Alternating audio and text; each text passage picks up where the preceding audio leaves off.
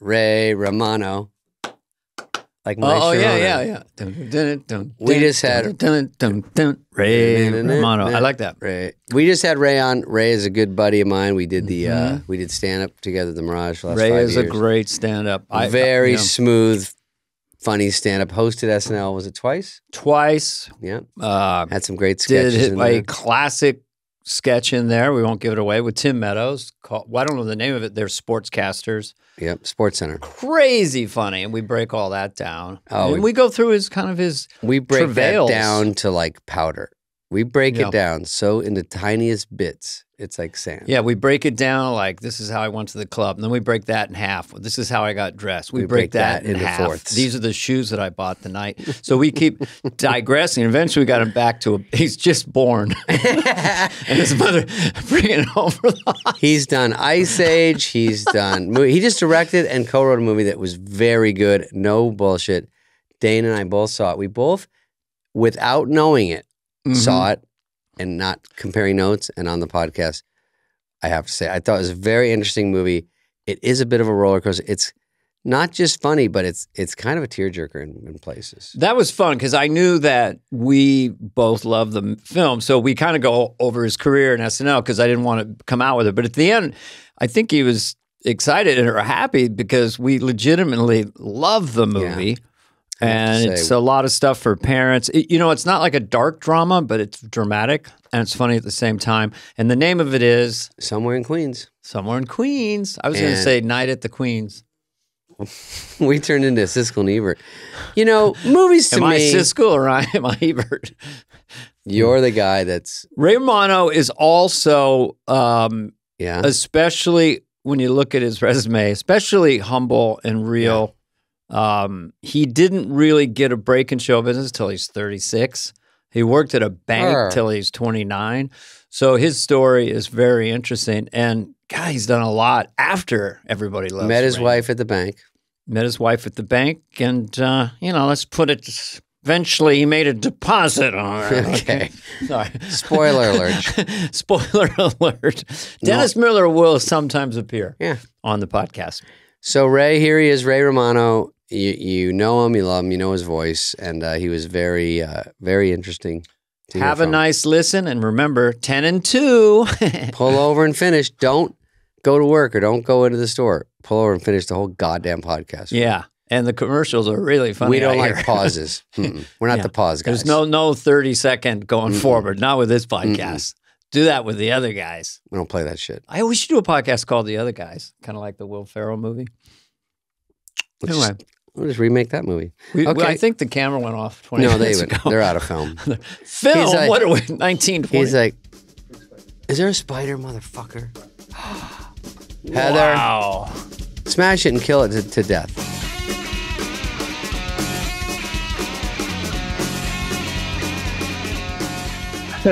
There's no pre-interview? No way to prep. No way to prep. It's just being in the moment, real. Can I bite a piece of bread while we do this? Yeah. Yeah? Is that disrespectful? No.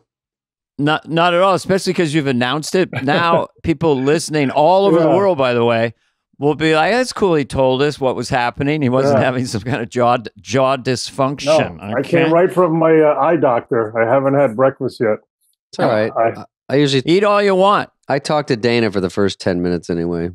Oh, okay. So I discovered Spade, and Dennis Miller discovered, was it Chris Rock? Or who did he? Oh, he also, Schneider. Did anyone discover you in a Lynchpenny kind of way back in the day? Some club owner, some big-time comic. Hey, kid, you're going to make it. You may have one. What do you mean, like, how did you discover those guys? Well, recommended them. Yeah, that's a strong word. Oh. Dennis, not discover, that's the wrong word, but Dennis Miller, he saw Thabadoo Thandler and told Lorne Michaels about him. Right. I believe, right? It's that kind of thing. Well, it's that's more like that's networking. That's a big thing. I'll answer for you because Ray's eating. Ray was performing at probably the Cellar, and he got... Yeah, but I'll tell you one thing. Before I got to the Cellar, I was at the Improv. I was just a kind of a still a late night / one, maybe get on the regular show comic at the Improv. And my buddy John, John Manfilati, David. I do, the yeah. guy, yeah. He was a regular at the Cellar. And on one Friday night, somebody canceled. They didn't have a guy. Blah blah blah. They had and the owner said, "Who can we get down here?" And he said, "There's a new dude at the Improv that's pretty good."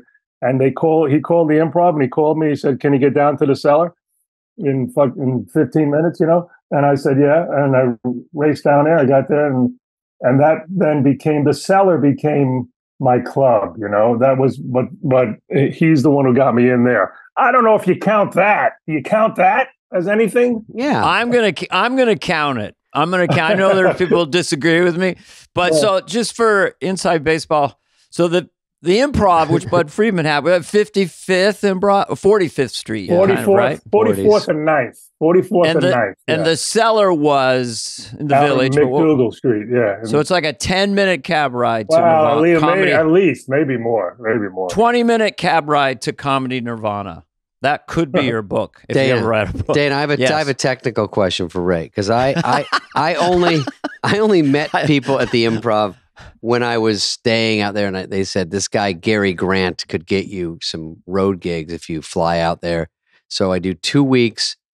I take a subway to Times Square, walk to the Improv, sit there and meet some comic like you, or someone, wasn't you, but someone that was established would drive me to like BF Packy's in Jersey, and I would do 20 minutes, and I'd get $60. So in 2 weeks, I could clear $500, which I did, and it was great. But the Improv stage, is it elevated at all in New York? It doesn't. It seems like it's in the corner. Little bit. It was, yeah. I mean, that now it's an Italian restaurant, the Improv. But what do you mean? Is it elevated? Yeah, it was because it looked like the one in LA was like you walk upstairs and you're like, you walk up 3 stairs, you're way up. I was scared of that Improv. I got humiliated there once because I was doing the Mickey Rooney show. I was like 25 and I was going to do sets at the Improv, and I'm doing all my dancing around and singing and doing little funny moves and funny little voices. And I thought I was doing really well. And then old guy, probably 40, came up to me and go, "I like you. You get laughs, kid, but they don't like you." And he pointed to like 15 comics hanging out on the other side of the club. What? They don't like you. They don't get you. Wait, the New York Improv? Yeah, that was the New York Improv. Yep, 1981. That was before me. But I do remember when I was coming up in there, I remember you coming in, Dana, and this is when you were on SNL. And you did a spot, and you were the big guest star. And I remember I think John Lovitz was in the audience at the Improv, was at the Improv also. Mm-hmm. And so you on stage said, "How do you guys like Lovitz? What do you think of John Lovitz?" You were asking the audience to get a reaction. Balderdash. Fine. Now you have to bring me up to try to get a laugh. They like me better. I remember, I was a young dude then thinking, Ray, who were the good guys when you were starting? Who was like on the slate there? Jerry? No. At the Improv? No, Jerry was never there. Okay. Our paths never crossed. Wow. At the Improv was like Alan Havey. Yep. And Ron Darien. Mm-hmm. I remember. Yeah. Chappelle was just starting, Chris Rock was just kind of starting then. And then at the Cellar, I was more when I ran into like Jon Stewart and Louis C.K. But the Cellar's the club that I still go to now. Cellar's very big. Didn't you shoot what was the name of your it was Netflix special? Yeah. You started the set at the Cellar and then you walked to another club during the special. Well, another Cellar. That's the annex of the Cellar. Yeah, it's around the corner. Yeah. It was called right here around the corner. Right here, it was called The Jaunt. And it was just a quick jaunt across. Were you quick to get kind of what you would call your voice and like the way you do stand up now, or did you work with props and puppets and stuff and then get into your thing, or was it? I had a couple props. God, when we dig down, Dana had props. I had props. Yeah. You had a prop, right? What a puppet? I had a little duffel bag of. It was at the end of my act. It was at the end of my act, and I would do impressions. I would do the kid you always wanted to sit next to during a physics exam, and it was nerdy hat, nerdy glasses. Interesting. And I would turn around and do the old reveal. Closer alert. And did he talk? Nope, he didn't talk. All visual? Okay. All visual. It was I like just visual. These are all visuals.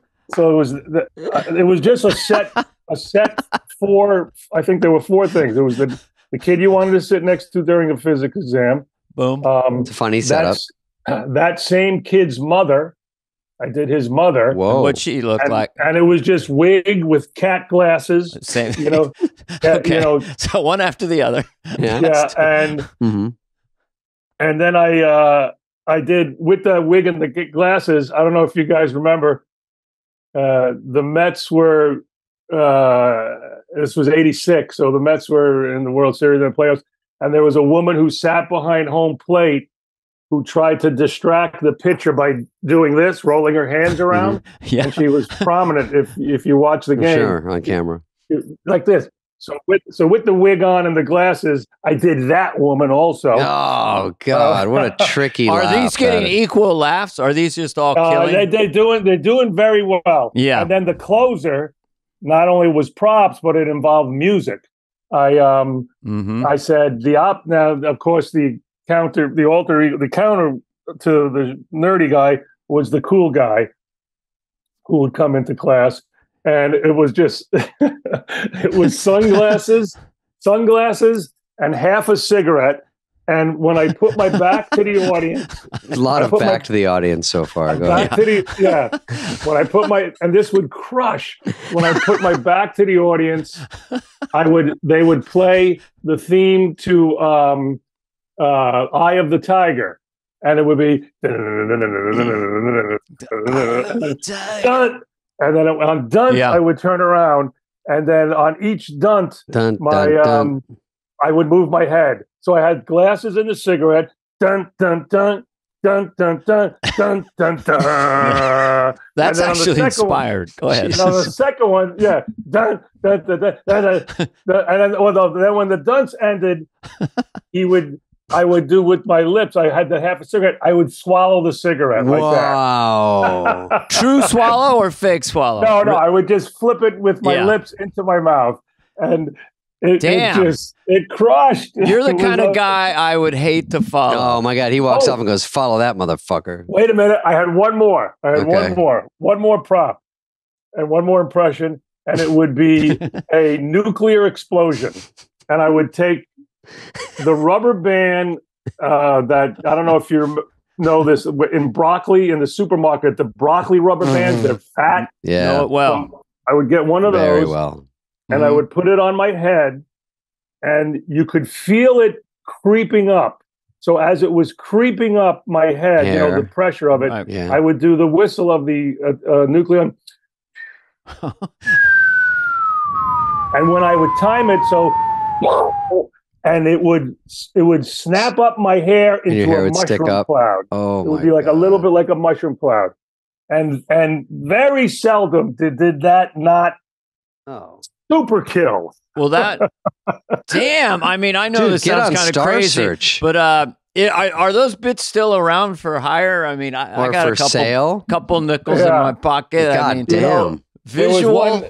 There was one day on when I got the TV show. What you got a TV show? What one was that? Yeah. Okay. I got Everybody's Raymond, and Letterman was our producer. So I would do Letterman at least twice a year. Every year the show was on.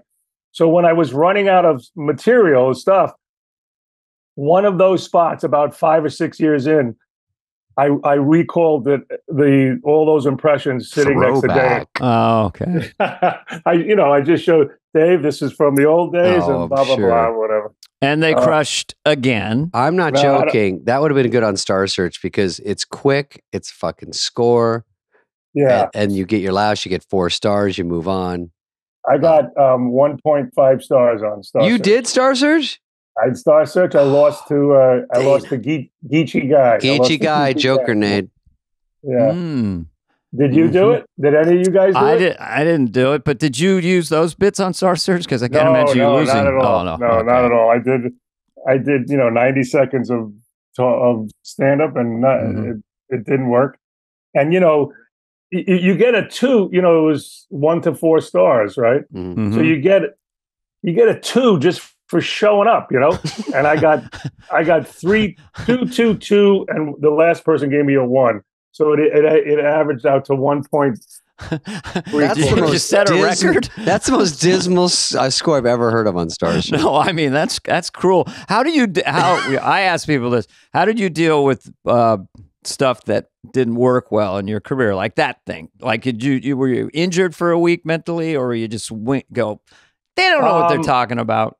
No, I would. Yeah, it was a blow. It was a blow, but the story is actually has a happy ending because my wife was pregnant with my first kid, my daughter, and she was due about 4 weeks from that. So I fly out to LA to do Star Search, and if you win, you come back, you go the next week.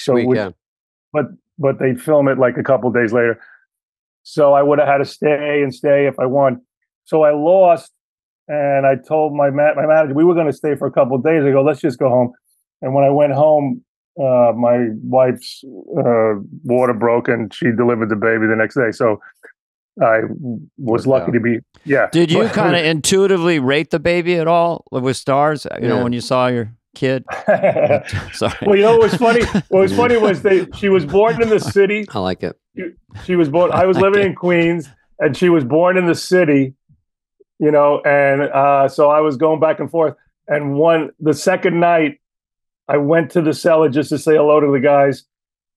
And I went down in the basement. And Mike Sweeney? Do you guys remember Mike Sweeney? Comic. Anyway, yeah. Mike Sweeney was there, and he saw me, and he goes, "Hey, congratulations, man!" And I said, "No, didn't you hear I lost?" I thought, he goes, "The baby, you asshole." Dude, show business.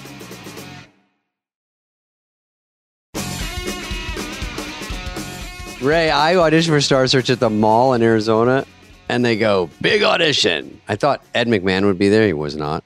But they just had like a cattle call. So I waited in line like a chump. I wore a white sweatshirt that had a bat on it, like a Batman. Not even a logo that said, just Dana. It was just the outline of a bat.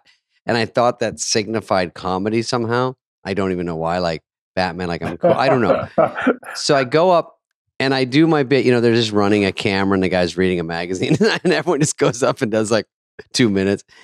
And I thought literally when I even got to my second joke, it would be like a movie. He'd look up from the magazine.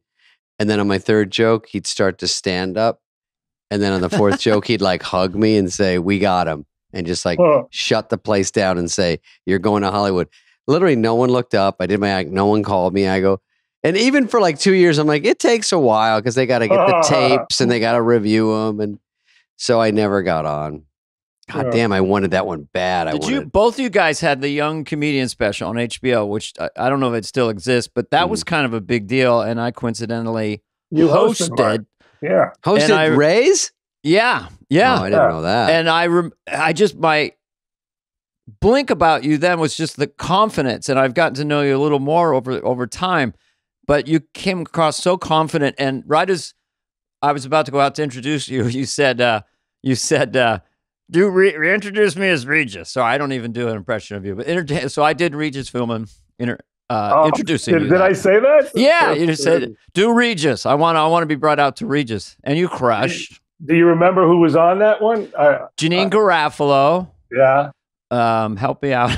Andy Kindler. Andy Kindler, who's hysterical comic. Nick DiPaolo. Yes, another great guy. Bill Bellamy. Mm-hmm. Bill Bellamy. Wow. Oh, and Judd Apatow. Judd Apatow. Yeah. Really? Judd was on that one? I didn't know Judd was on any of them. Judd was on that. Yeah. And did that help you? That's kind of a boost back then. There wasn't much going on, and HBO was a big deal. Yeah, I mean, I think after that, I got my own half-hour special. Mm-hmm. They did those half-hour specials. Sure. So I got my own special. It was all good, but you know, the thing then was to look to try to get a development, not to Yeah. try to get a development deal, but that's what was happening. And nobody was offering me anything. I had done all of those things, you know, Yeah. the HBO, the Young Comedians, the You half start to hour. get nervous because you go, I'm out of like tricks here. They've all seen me. Yeah, that's what I thought. I was like about 11 years in, and I thought, well, no one's offering. And then it wasn't until, you know, I got news radio. I got, you know, hired on news radio, and then fired on day 2. And yeah, so it was right around that then where I was like wondering, hey, I love doing stand up. If it's not going to happen, it's not going to happen. But then Letterman, I got my first Letterman, and Letterman made it happen. You know, it was Letterman or nobody. Yeah. Were you fired or were you? Yeah, I was when I fired. looked it up, it said you left there to go do your own sitcom, like the writers from What? there. Yeah, Yeah, No. that's what it says on Wikipedia. So we're gonna have What? to challenge this that one. looks Ray. good though I've never seen that ever. Isn't that great? No, I've never. No, I was stone cold. 6 o'clock in the morning. My manager called me at the hotel and said they're going in another direction. You know? What was that I love direction? that phrase. Who played you? Who played you? Joe Rogan. Joe Rogan Yes. came in. Yeah, yeah. So, in a parallel universe, you are hosting the world's biggest podcast right now. Yeah, Potentially. we both made out all right, I guess, you know. You know, Ray, Dana, back then, I would say going on the improv, I was just trying to kill. But with Ray, the more important thing was, which I couldn't really understand, they're just looking for a personality back then to write a sitcom about. Tim Allen had Tool Time. So like, this is his act. He's like a tough guy. Mhm. And they could see a show around that. I was just concerned about doing good and getting laughs. And then you have to look at the big picture. Like Ray, they see his whole persona up there and say, we could see him as this and do a whole show around that. And I think that's what happened, right, Ray? Well, I mean, like I said, nobody was interested except for Letterman. Well, I mean, I don't know what he saw. I was just like, I guess, the every guy, you know. But I had a really good first Letterman spot. I mean, as hard as I am on myself, it was one of the better spots I've had ever on TV. That's so good. There's nothing like it. Yeah, and Rob Burnett called me on the following Saturday. It was a weekend, and he called me, and he said, "Listen, they liked it. We're interested. Don't sign with anybody else." And you know, I told him, "There's nobody else." You know, Played easy to get. Yeah. How old were you at that point? I was like 30, 36 maybe. Yeah. And they sent me to LA. You know, I had 3 kids then. I had 3 little kids. Mm.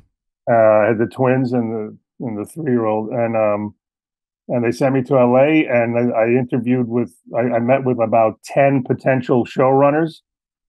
And the first guy I wanted turned it down.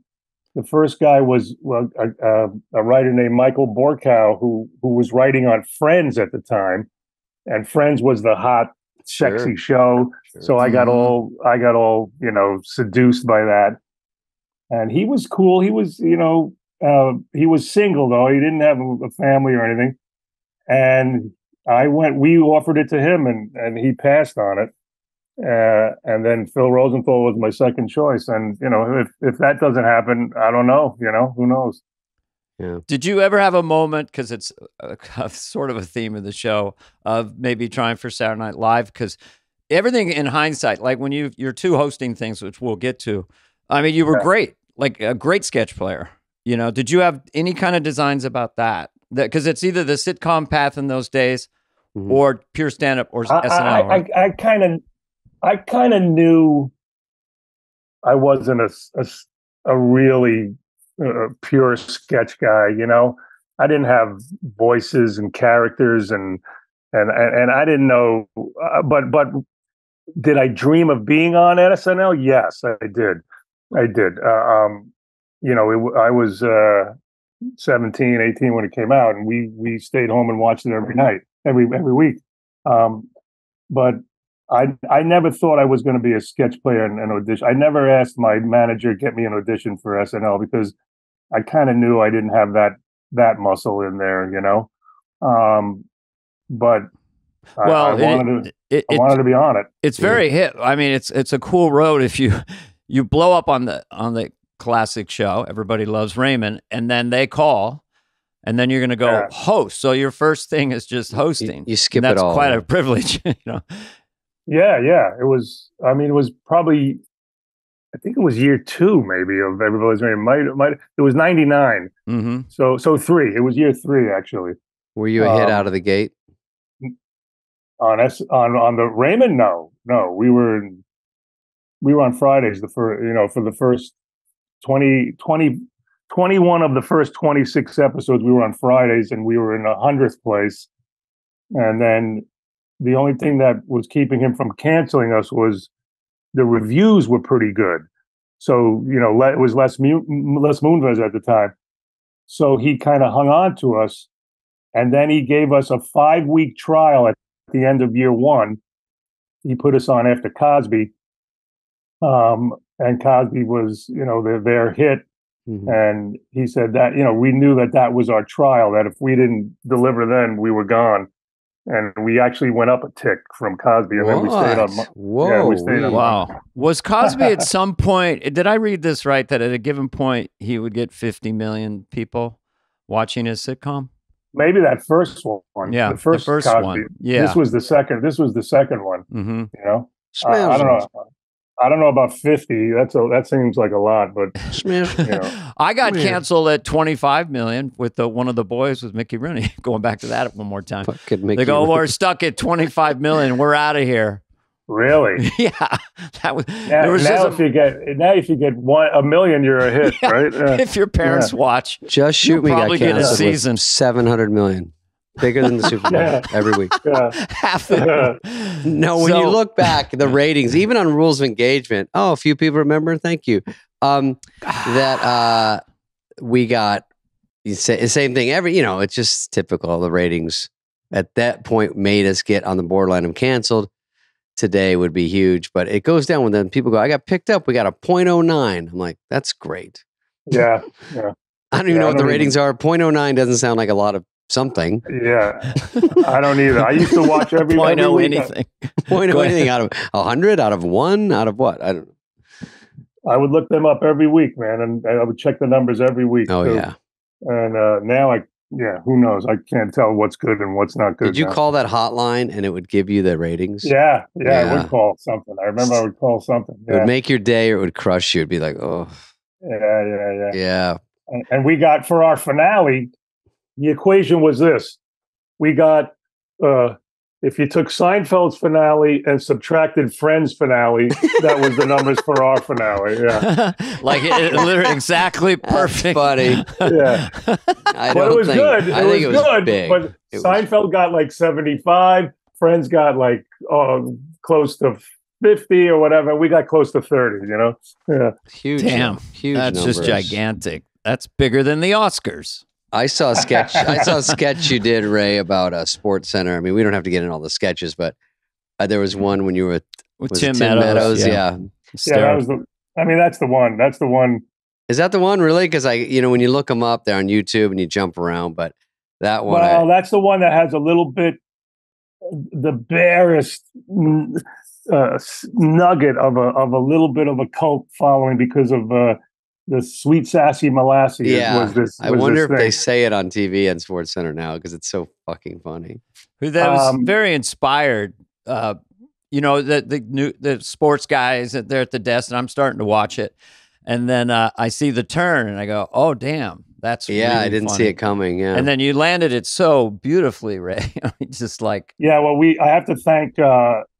Mike Royce was one of the writers on Raymond, and they all flew, him, Phil, and one other writer, Tom, flew with me.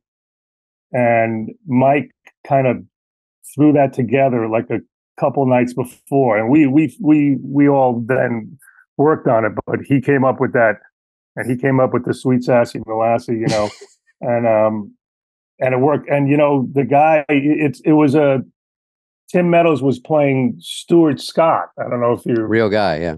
Yeah. Who Booyah. unfortunately said, booyah. And sadly, he passed away. But he had cancer, but I saw him probably a year before he passed away. The first time I ever saw him, and I didn't know whether he was going to be into it or not. But he couldn't have been more flattered by it. He was really cool about it. Yeah. But that's like every now and then I'll be at a golf tournament and someone from the side will yell out "Sweet Sassy Molasses." So just for people who may want to look it up, it's sort of two they start sportscasters. They start Sports to Center. use all these colorful phrases to report the games, and Ray's character takes it in this. But he's known for the character that Tim Meadows is playing is the real guy who was known for having that catchphrase "Booyah!" Yeah. Whenever he would narrate a clip or something. Yeah. And he has cold side of the pillow, stuff like that, right? Yeah. The real guy's Booyah, and then your guy is Sassy Molasses or whatever. I was bringing him. I was the new guy, and I tried to match him with Sweet Sassy Molasses. Sweet Sassy Molasses. Yours had some racial stuff in it that he wasn't happy with. Yeah, it's funny when I look back at it. I'm like, there's no chance. I don't know if we would have wrote that now. Yeah. And then the second sketch. What happened was the night before we flew in for SNL. I think it was the Golden Globe Awards. It was one of those awards, and Roberto Benigni won, and he jumped up on the chair, and he went crazy, and I was looking at him, and I was thinking, I could look like him if they could make me look like Benigni, and on the plane there we threw together the sketch that was the second one up that night. Was the Roberto Benigni comes into the restaurant and goes nuts, Yeah. Was there any? That was in the same show. Same show. It was. That's good. Out of the gate, boom, boom.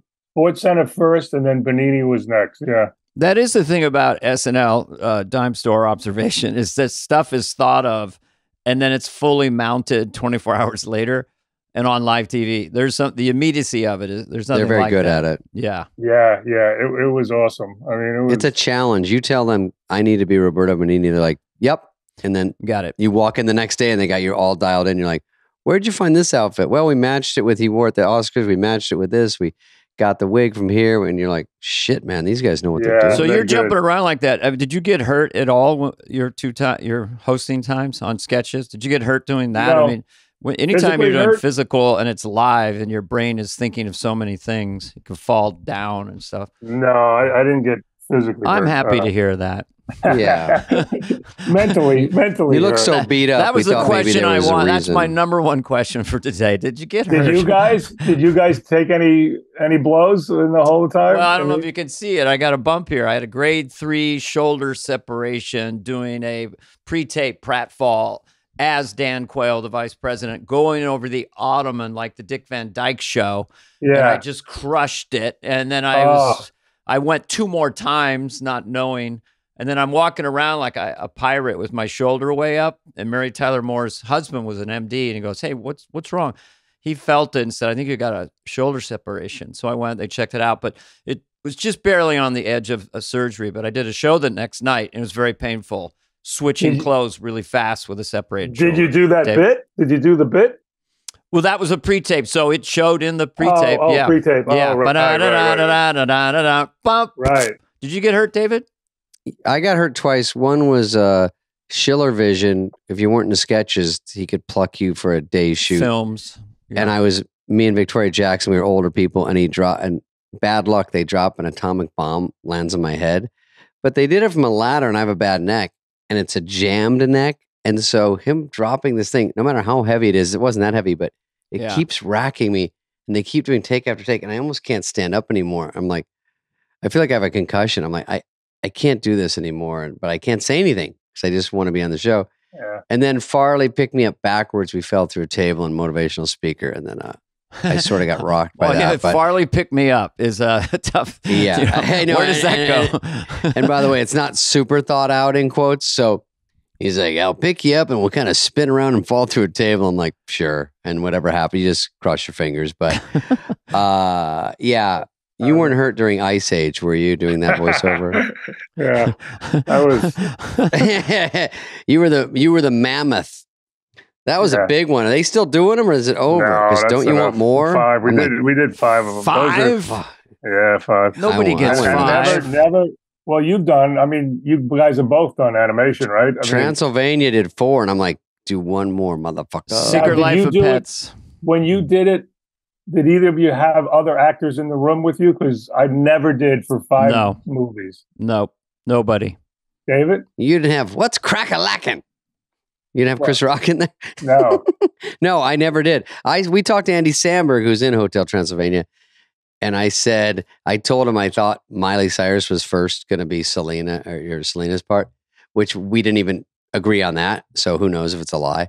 And then he said, I never actually got to do it with Selena. And they play boyfriend and girlfriend, husband and wife. Right. And I'm like, all 4? Never? He's like, no. Yeah. We don't even do read-throughs anymore. You know, we used to do one read-through at the beginning, and then I just get pieces, right? I didn't really know what I was doing or what the movie was. I didn't even know the plot. Just start yelling. People would be saddened to find that out. I'm just a mad dog. I don't know, and that was it. And I see it at the premiere. I go, what?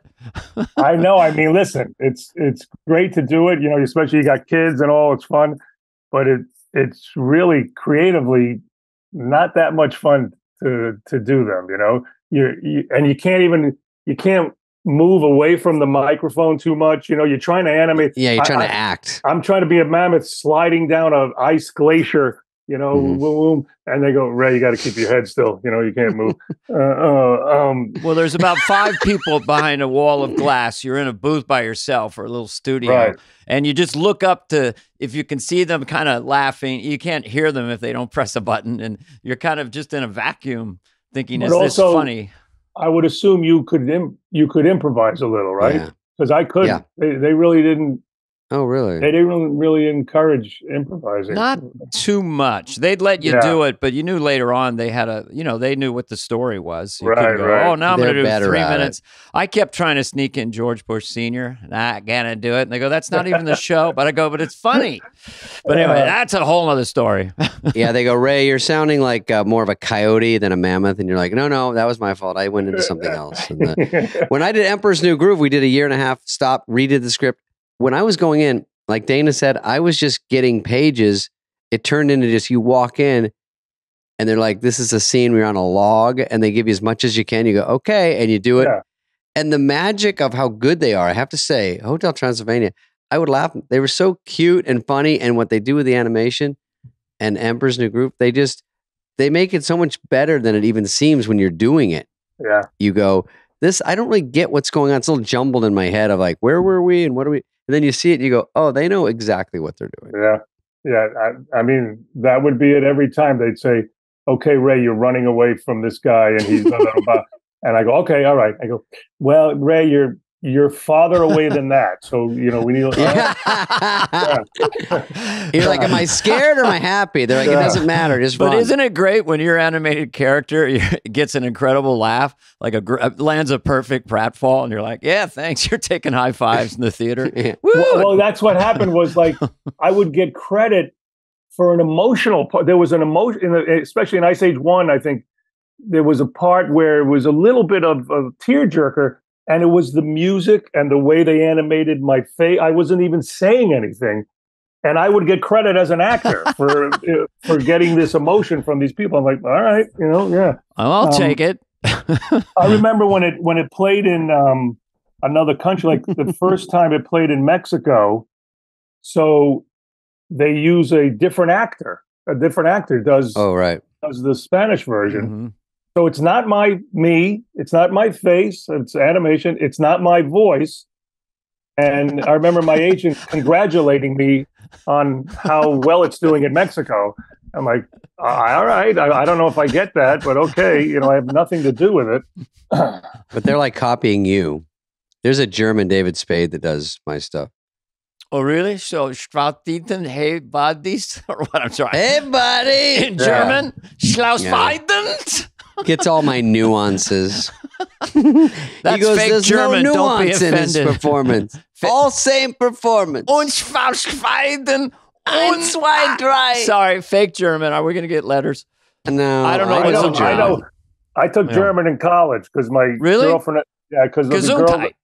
the girl I was dating at the time spoke German. I thought, oh, she'll help me, and then we broke up, and I was stuck in a German class. Yeah. How do you say yes? I have perfection. Yes, I have No, I protection don't in know. German. No. Here's all Falls I no remember- baby on uns. That's not how it works. I remember 1, 2, 3, 4, 5, 6, 7, 8, 9, 10. Zane. Wait, Yep. and what does that mean? That's 1 to 1, 6, 10. Y, 6. Yeah. What? 7, 6. That's counting 1 to 10 in German. Yeah, that's Dana. it? Oh, I thought it was some sort of pickup line. No, and then Ich liebe dich is I love you. Oh, and I love Dick.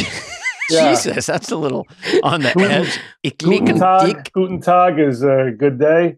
What do you? What about Uh-huh. Hausaufgaben? Is homework? Hast du Bruder? Have you brothers? Nein, but Abracadabra is vice Wester. Abracadabra sisters. is Or like we- Abracadabra. Uns abracadabra. Hitler used to be a magician in the 1920s. He was a painter Uns as well. abracadabra. Uns abracadabra. You don't know He did. when the rabbit comes. Sorry. Uh, Sorry, Ray.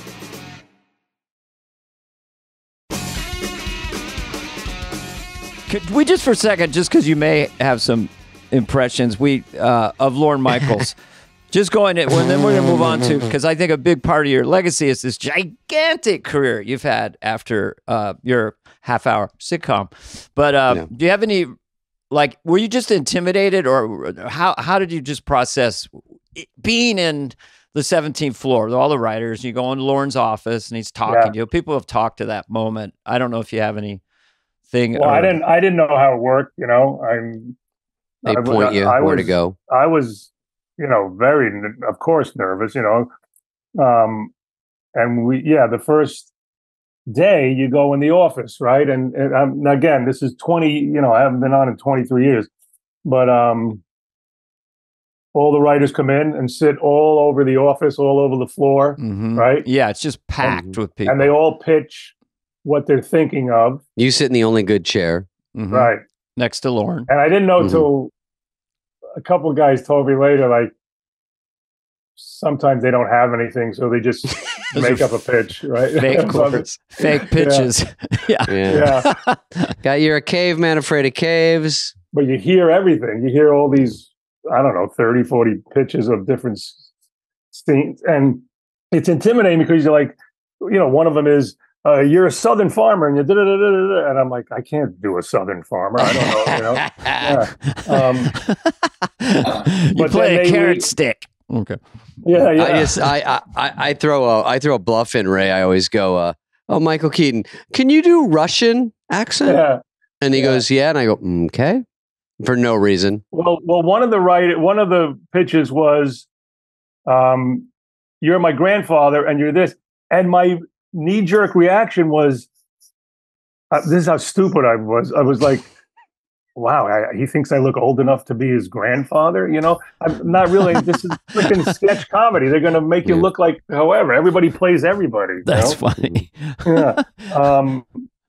But Lorne, afterwards, we discussed some of the stuff we heard, I guess. He Mhm. was, I mean, he was, they treat the host really well, right? Because Yes. he defers to you. I mean, that's what it felt like.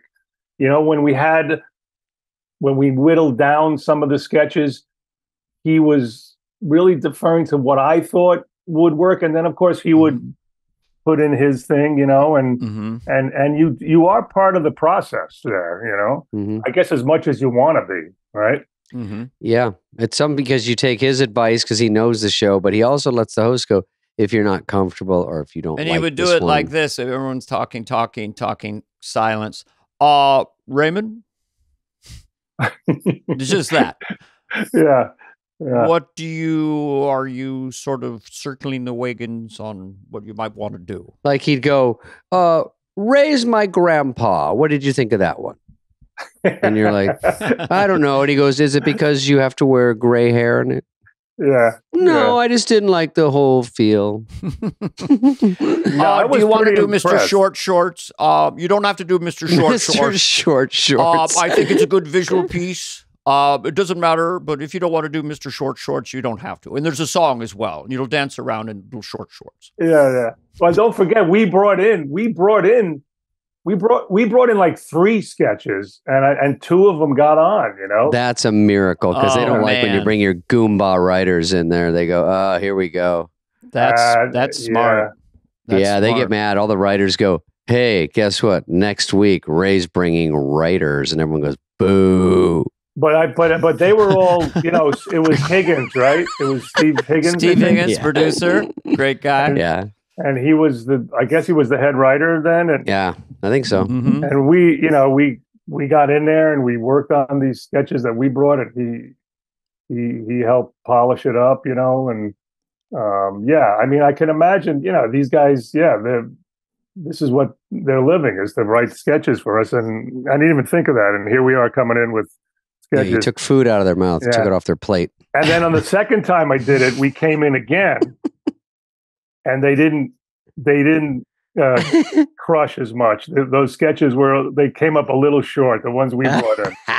Yeah. By the way, Mm. Ray, I don't think I remember when hosts would bring writers. I think Jamie Foxx, maybe Martin Lawrence, when they would bring writers, Yeah. it was very hard to make the transition because they weren't quite exactly right. You know, like the Yeah. sketches were funny in a way, but you know how it is, Dana, like for what the stamp of everyone knows and read through sort of how everything works. Maybe there's too many sets in them. Or there's Mhm. something weird about them. Oh, where yeah. the point is they don't always get all the way to the end, even though Yeah. I was kidding. Everyone's well-meaning. If it's funny, it's funny. Put it on.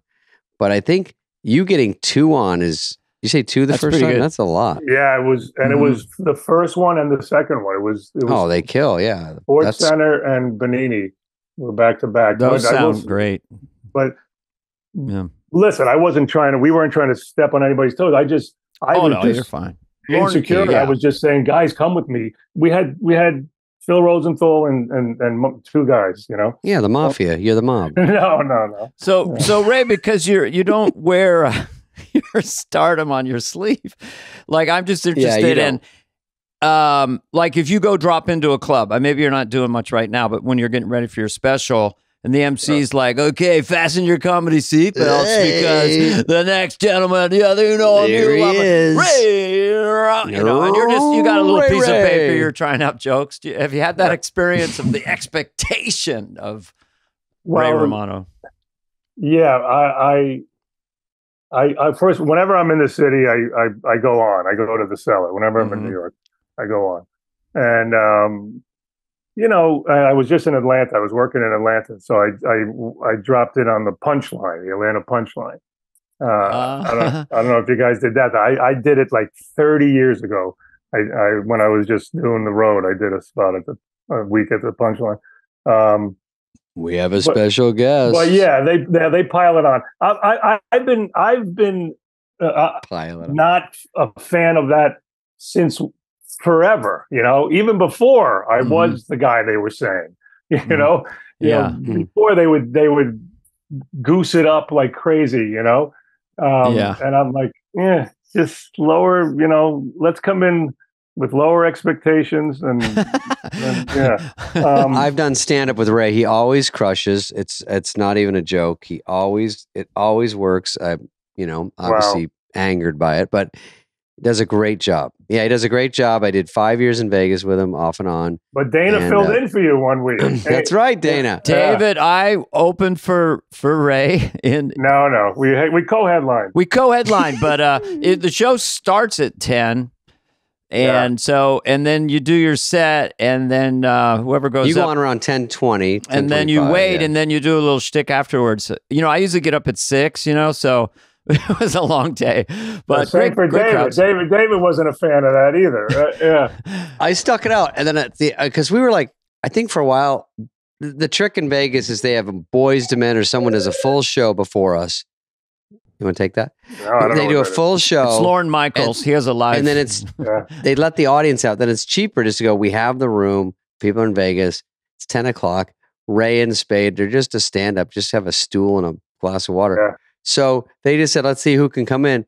So we do a big show. It was really fun. But I always thought, can they flip flop us? I think the shows before us, I think it was Shimlim after us. They're just very family oriented, and ours are usually more adult. Well, you know what's funny is the room we play, the Mirage, is really a great room. Great. And we've been doing those shows at 10 o'clock for whatever, like you said, 5 years. I've been doing it longer than that. I was with Kevin James before you came. Yeah. And those shows are just killer shows. And then there was wasn't there one weekend where we had an 8 o'clock show? 8 and or it 9, was even better. It was even better. It's such a great, fresh crowd. Because by the time we get off, it's almost midnight, and they're like, what the fuck? And in Vegas, you know, they've been going hard in Vegas, so they get tired, you know. But listen, there was no complaint. But what we would do at the end was we would come out and do a Q&A. And I know it was fun. I like that. I always like that stuff. Right, and then we needed to close the show, so we would close with just a joke, right? Oh, that's right. That's right. So I remember when David started working there, I had to think we came up with a joke for you to say. Yes, right? Of course. I didn't have one. I go, we do a joke, and you go, well, here's one. You gave me a good joke to just say, you do one, then I'll do one. Yeah, and you did it, and they're kind of dirty jokes, but you know, whatever. Mm-hmm. And I remember Dave, and every time, you know, we do the gig every 3 or 4 months or whatever, 2 months. And you come back and you'd kind of half forget the joke, but the joke was bomb-proof. Bulletproof for sure. Okay, one of you has to say it, because if I was listening to this podcast, I want to go, well, what was the joke? It's a little R-rated. I'll remember. Because every time I get it wrong, and I would look at Ray baffled, because the most infuriating thing was, he goes, all right, let's just end with a joke. You got one? I go, yeah, I heard one from my roulette dealer. And I would say one, and then he would say one. Okay. And his, luckily, was so good, because he gives me one that works every time, and then I would just look at him, and he'd stare at me and go, you motherfucker, because I'm killer. Just mangling it, and no matter how you tell it, it would get a laugh, and I couldn't believe it, because I'd be a little buzzed, and I'd go, blah, blah. And I could see while I'm finding it while I tell it, I go, it's this. Okay, it's this. By the way, it's not that good. We've overhyped it. It's not that good. Yeah, it's by the way, it's 5 sentences. It's past midnight on the Strip in Vegas. Here comes David with his joke. Oh yeah, Ray, I got one. All right, here he is. Okay, it's a couple's. See, what's good is now you can't remember it now, which is exactly how you would do it then. Exactly. It's a perfect reenactment of you on stage. Go! And then I would back out. Yeah, I back out. Okay, 3, 2, 1. What's your joke? It's a couple, but they are 90 years old. So it's their 60th anniversary. I'm just making up numbers. 60th anniversary birthday. And so the guy, as a present, the woman says, I'm going to go wait in bed. I'm going to go get my present ready in the bathroom, and I'll be right out. So he lays in bed. She goes in there and strips totally naked except for a cape. And look at Ray's scared. He's already grinding his teeth going, okay, you're already a little off. The crowd is restless. Land it. Yeah. She comes out, leans at the foot of the bed and says, super pussy. And he goes, I'll take the soup. He got through it, Ray. Was that how? By the way, first of all, Ray goes, you always run over super pussy, which is supposed to be a laugh. But I rush to get to I'll take the soup, and that works enough. Yes. But there's two there. He says super pussy, and that gets a laugh, but he never waits for the laugh. He steps on the laugh and goes, I'll take the soup. And it kills anyway. Yeah. So the proper way, because Ray would be super pussy and get all that laugh and then hit it. Get the double laugh. The guy says, I'll take the soup. Yeah, you almost like wait, and then you go, I'll take the soup. Okay, because there's going to be people listening who are going to tell this joke at a cocktail party tomorrow he's thinking it over, and then he finally goes, nah, I'll take the soup. And then Ray tells a great one, but I won't give that away. But anyway, let's talk about his movie that I want to observe one thing and quickly get to his movie, because that's something that he's going to love. We're going to say to him in a minute. I kind of feel like when I watch your stand-up, I go, honestly, I go, is this guy the best stand-up in the world? I mean, some of your stuff on YouTube and stuff, I'm like, it seems like it's almost overshadowed by how much stuff you've done in acting. But anyway, Go see Oh, Ray as thank a you. stand-up. I sincerely wanted to say that. But something happened Appreciate it. very strange last night. Here's a double whammy. So we get the screener of Somewhere in Queens. Well, I Oh, just you got got it? off the plane. We just came in. David and I just came in from D.C. We're really wiped out. So I start watching it. I'm cooking dinner. And I'm like, oh, no. Getting into it. Then I bring the laptop upstairs because I'm so jet-lagged. I go, I got to go to sleep. But I got so engaged with the movie. And I've never had this experience this much. Like, the movie is brilliant. I loved it. It completely captivated me. And as a baby boomer parent, it spoke to so many themes because I don't want to give it away, but it's just the vicarious living of a parent and what you'll do. And I knew dads in the stands who had a superstar son. And it was sort of a miracle. Yeah. But anyway, I appreciate honestly, with total sincerity, and David too had the same reaction. We got back from that Mark Twain thing for Sandler, and we were like, I even said to Dana in Washington, I go, isn't there something we're going to watch from Ray? But I never got anything. And then we got home, and they go, oh, yeah, guys, here's a movie. And we're like, oh, shit. So I watched on my laptop last night. First of all, I thought it might be a comedy. Did you write and direct it, or did you direct it? Or? I co-wrote it and I directed it. Oh, it's so and it's you're so heartbreaking well done. in it and funny. It's heartbreaking. When you're talking to that girl in the car, first of all, the son's girlfriend, she was great. She's like a awesome. Jennifer Lawrence. She really jumped off. Everybody is lights great. up. Everyone's great. I can't thank you guys enough, man. When we're off the air, I'm going to ask you if you really mean it. No, we have Ray. You know what we would say? We would say we didn't get a chance to see it. Would be the punt. I didn't get. The screener didn't play. Or we might say it sure really held my interest.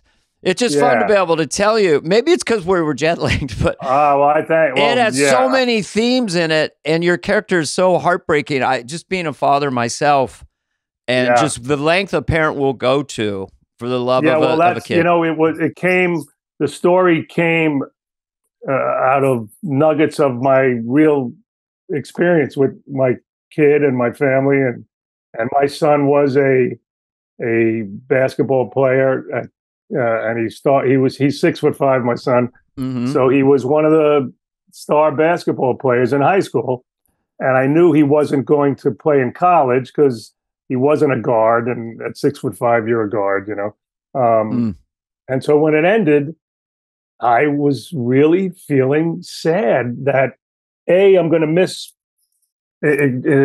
sharing this with my son. But if I'm being truthful, I live vicariously through him. I like the attention I was getting too. Which how pathetic. But if you think about how pathetic that is, I don't have enough. I have. I'm in movies. I'm on TV, and but that whole world is so different, and it's so interesting. And you're not an athlete. I mean, you might be athletic, but you're not to this level of these guys, which I wouldn't be. And you sort of admire people that can do stuff you can't do, and it's your own kid. Right. And so you take responsibility. You're like, that's my guy out there. You can't help your ego. Human ego gets intertwined, and the other parents want that have the bench sitter kid or the kid that barely plays, and they would sort of love to have that, and they're trying to get. It's a whole social dynamic with parenting. I mean, it's an amazing ego structure of look at my kid. I had one in junior. It was CYO basketball. So there's the kid who's like 6'2" in 8th grade. So I'm sitting next to his dad. He's getting all the rebounds. And he goes, look at my kid get all those rebounds. I go, well, he is a lot taller than everyone else. He goes, that has nothing to do with it. He just wants to get the ball. Nothing to do with it. My son's 4'11". Yeah. Are you kidding me? I know. So and well, that was the germ of the idea for the story was when I felt that emptiness, I just thought, I at least have other areas where, my life will be full. But what if it was this poor schlub guy who had nothing else but this, who felt invisible in his real life, and his son brought this out. But it's a smart way to do it. No, the things that happen, I don't see coming. Your wife in it did not know who that was. It took me forever. because she Yeah. does such a disappearing act of Oh, just Laurie being. Metcalf. Laurie Metcalf yeah, is so well. Obviously, she's incredible. You both were great Yeah. together. Yeah. I don't want to give it away, but there is a scene Me where neither. that you captured the tension of someone being busted and the way that whole scene built and the way you landed it. You just felt viscerally, shame for your character. So it's like not easy to do. It's not an easy Oh. thing to land in a movie.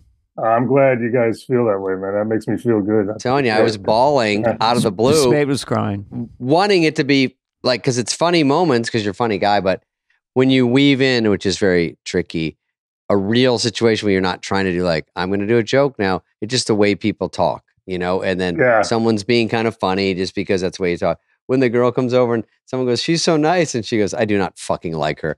Oh, It yeah, just yeah, comes, yeah. that those things come out of the blue. That might not be a great example, but you just do funny things. Well, you're talking about the Italian, my wife, who's what I wanted to do was take this story, which will be universal. I'm glad you identify. I believe with it, so. Relate to it. Yes. But put it in this specific universe, which I've lived in. I grew up Italian in Queens, but my wife, I married into that world that we see in the movie. Mm. The traditional people, the right off the boat people, everything with all the traditions and the parties and the all the food and everything. Mm-hmm. And I said, let's just do this story and make it specific, but it's kind of like the formula that worked for Everybody Loves Raymond. We made it specific, but it was identified. When it comes to family, everybody kind of identifies with it, no matter where you're from. Yeah. It wasn't I'm not Italian. I'm not from Queens. I was just relating to different things, even heartbreaking stuff with relationships and dating. And there's a lot going on where you go, oh God, Yeah. it's funny. And then they catch you off guard again. And just the one character, which the casting of your son he was amazing too, and just had such I can't tell you how hard it was to find a kid who can, sure. He Play doesn't. basketball. The kid's an introvert, so he has to emote without saying a lot, and so he has to be a pretty good actor and also a good basketball player. It was so hard to find a guy. Of course, he was shooting threes and. Oh yeah, he's a good player, and we would get a list of guys. We would look at all of them, and we would narrow it down, and then we would say, "Put yourself on tape playing basketball for 5 minutes," because they all said they could play, and within 10 seconds, you could see this guy never It's all played edited basketball. together.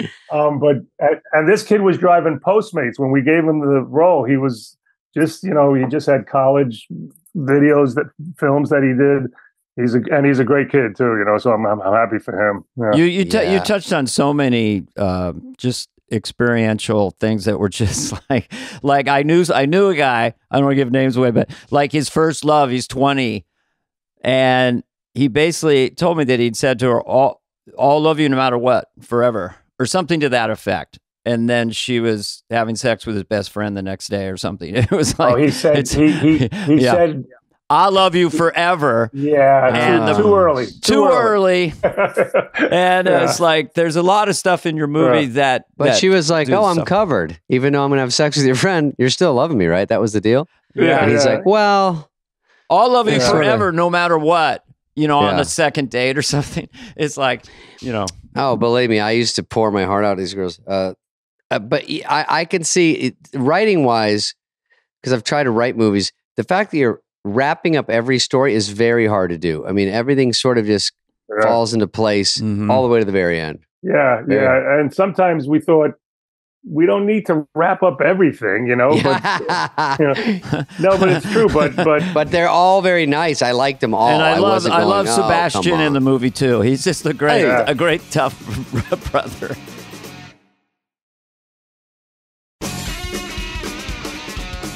Can I ask you a question? Just popped in my head. When did you know your wife was the one, so to speak? Was that a long courtship, or you were thinking marriage pretty quickly? we worked in a bank together, my I'd wife heard and I, that. Yeah. and I'm going to be honest, she was the third woman I asked out in the bank. The first Two security guards first. Wow. Yeah. the first two turned me down. And Did she know?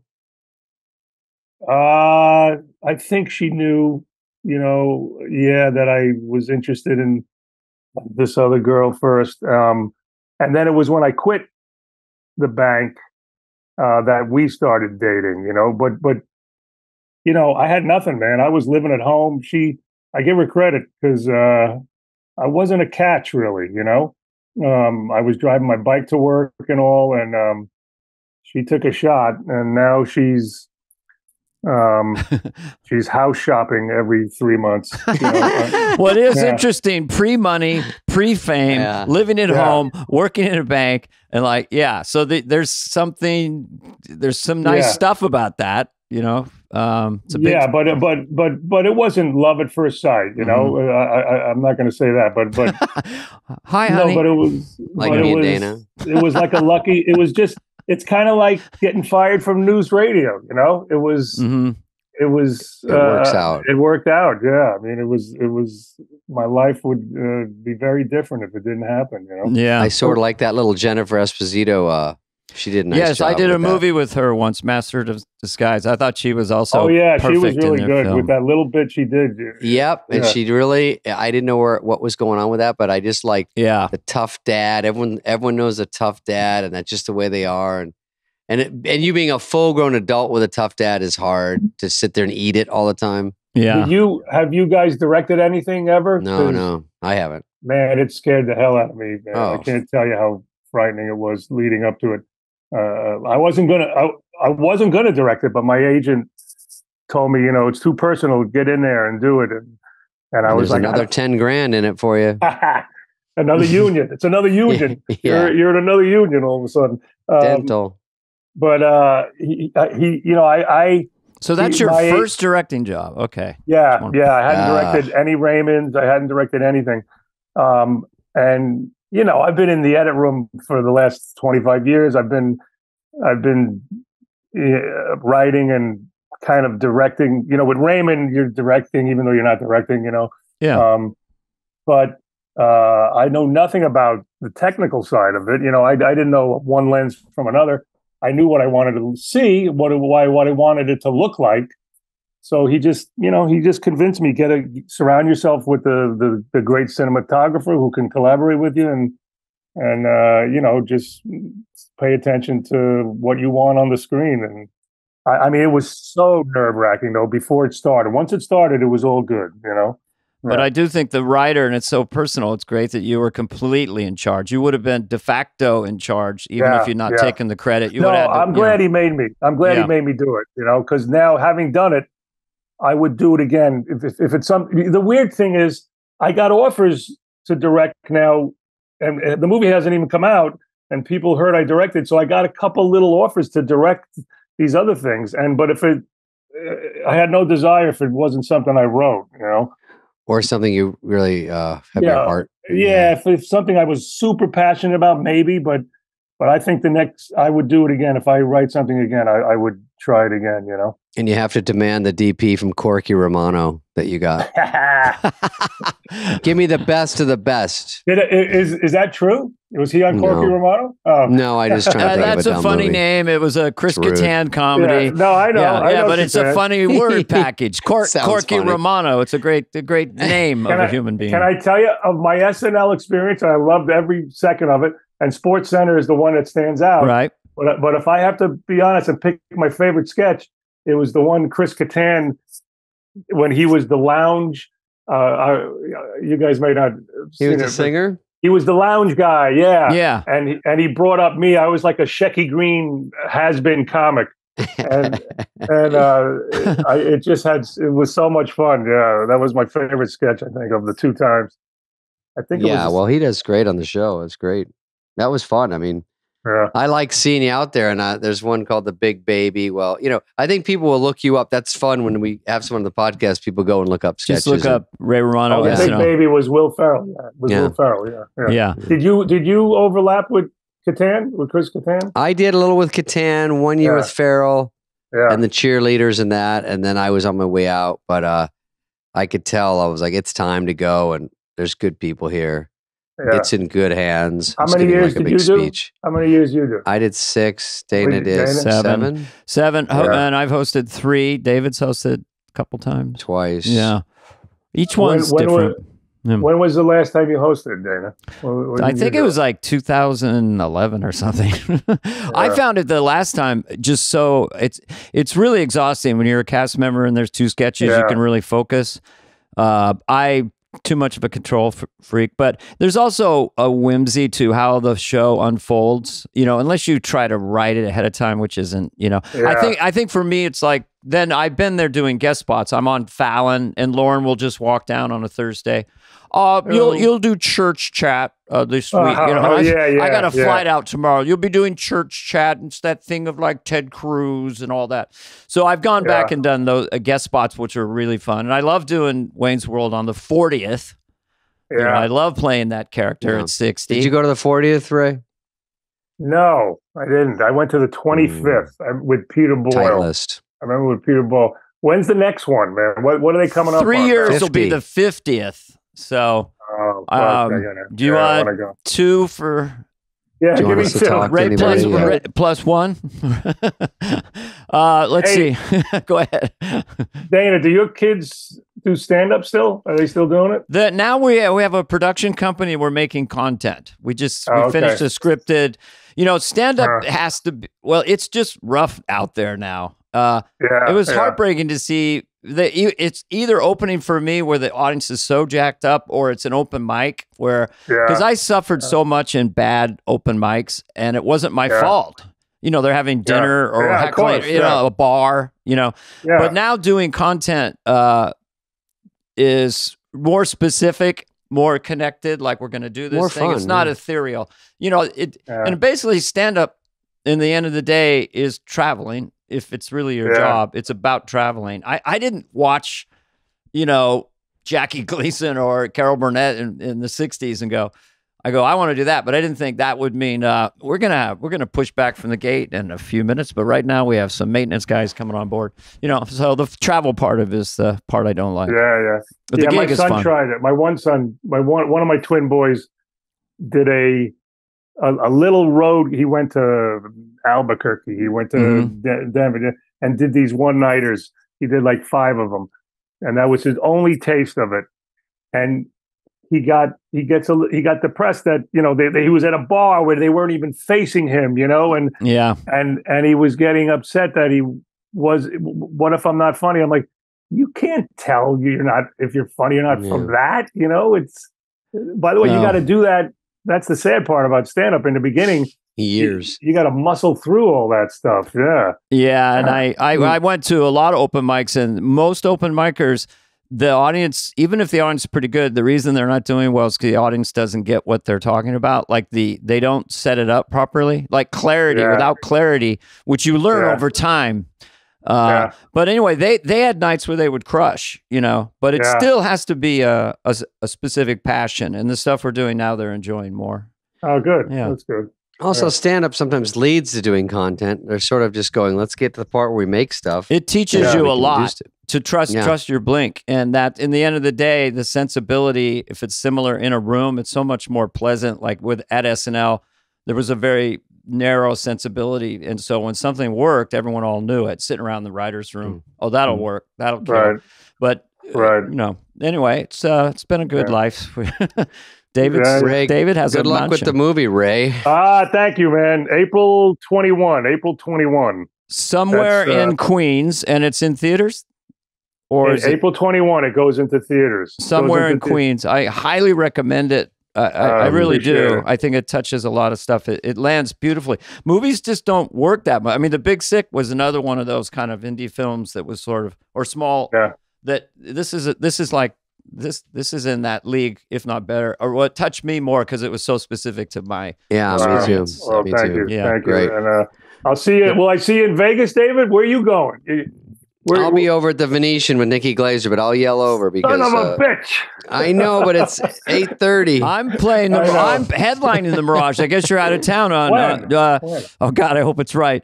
You're gonna do it? Oh, July 7th or 8th or 14th or 15th. Yeah, in July. Well, I'm there. You know who took your place, David? Right? No. Brian Regan.